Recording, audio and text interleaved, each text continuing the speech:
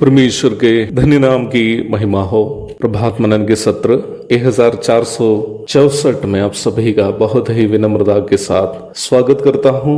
आइए आज के मनन के लिए हम पढ़ते हैं तीमुथियुस को भेजी गई पौलुस की दूसरी पत्री अध्याय 2 पद 5। फिर अखाड़े में लड़ने वाला यदि विधि के अनुसार न लड़े तो मुकुट नहीं पाता। टोक्यो में ओलंपिक्स पूरी शान के साथ जारी है। इस बार हम हिंदुस्तानी भी थोड़ा बहुत खुश हैं क्योंकि हमारे भी कई खिलाड़ी पदक जीते हैं। परंतु मैं एक ऐसी दुखमयी घटना आपके साथ बांटना चाहता हूं जो सन 1986 में दक्षिण कोरिया की राजधानी सोल में हुई थी। सोल के ओलंपिक स्टेडियम में 800 मीटर की दौड़ प्रतियोगिता हो रही थी। भारत के प्रतिनिधि के रूप में केरल निवासी श्रीमती शैनी अब्राहम निम्न प्रतियोगिता में भाग ले रही थी। दौड़ प्रतियोगिता में शैनी अब्राहम ने दौड़कर प्रथम स्थान में पहुंच गई। पीछे की ओर जब वो देखने लगी, उनके सबसे नजदीकी प्रतिभागी उनसे भी कई मीटर दूर थी। परंतु जब नतीजा की घोषणा हुई, इतना नहीं कि शैनी अब्राहम को कोई पदक नहीं मिली, बल्कि उनका प्रतियोगिता से अयोग्य भी उनको घोषित कर दिया गया था।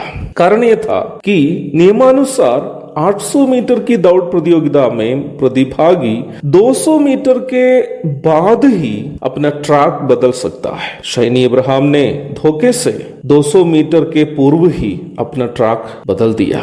ओलंपिक खेलकूद का भरण पोषण किए गए यूनानी रोमी सभ्यता को मन में याद रखते हुए रोमी जेल से पौलुस तीमुथियुस को लिख रहा है। फिर अखाड़े में लड़ने वाला यदि विधि के अनुसार ना लड़े तो मुकुट नहीं पाता। रोमी शासन काल में ओलंपिक प्रतियोगिता में जीतने वाले को रोमी सम्राट के कर कमलों के द्वारा जैतून के पत्तों से निर्मित मुकुट पहनाया जाता था। यहाँ लेखक पौलुस कह रहा है कि वो मुकुट भी जो राजा के कमलों से मिलता है, नियमों के अनुसार प्रतियोगिता में भाग नहीं लेने से नहीं मिलता था।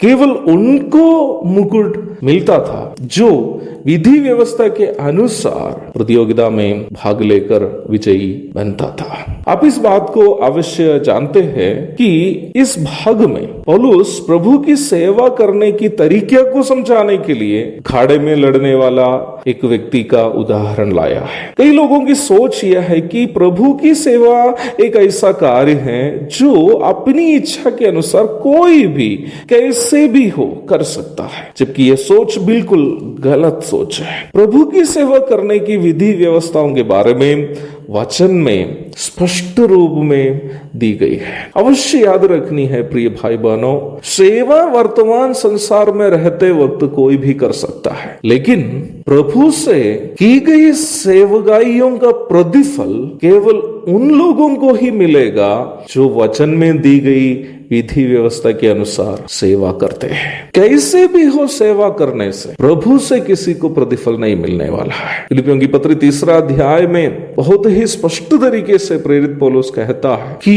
प्रेरितों ने जो नमूना दिखाया है, उस नमूने के अनुसार जो सेवा करते हैं उनको ध्यान रखना है। Observe those who follow the pattern you have seen in us।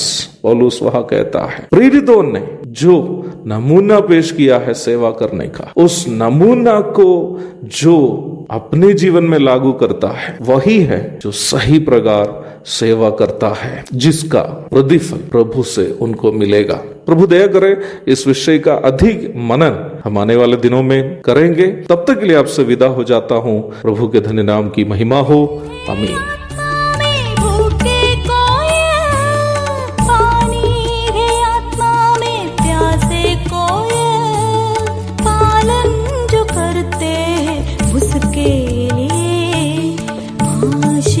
पाने का साधन है।